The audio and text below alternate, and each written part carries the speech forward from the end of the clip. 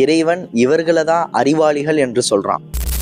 அல்லாஹு தஆலா அறிவாளிகளை பற்றி சொல்லும் பொழுது, அல்லதீன யذ்குரூன அல்லாஹ கியாமன் வ குஊதன் வ அலா ஜம்பிஹிம், அவர்கள் எப்படிப்பட்டவர்கள் என்றால், அவர்கள் நிற்கும் பொழுதும் சரி, அமர்ந்திருக்கும் பொழுதும் சரி, படுத்திருக்கும் பொழுதும் சரி, அல்லாஹுவை அவர்கள் நினைவு கூறுவார்கள்.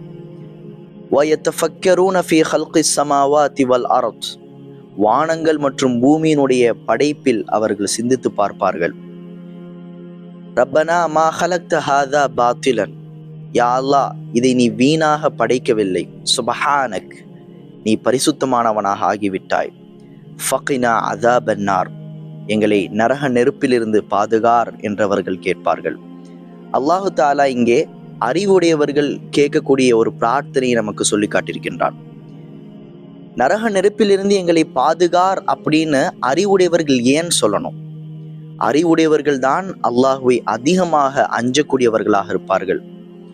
அல்லாஹ் வேறொரு வசனத்தில் சொல்லும் பொழுது, இன்னமா யக்ஷல்லாஹு மின் இபாதிஹி அல் உலமா, அல்லாஹுடைய அடியார்களில் அல்லாஹுவை அதிகம் பயப்படுபவர்கள் உலமாக்கள், அறிஞர்கள் தான், ஞானமுடையவர்கள் தான் என்று அல்லாஹ் கூறுகின்றான். ஞானமிக்க கல்வியாளர்களாக அல்லாஹ் நம்மை மாற்றுவானாக.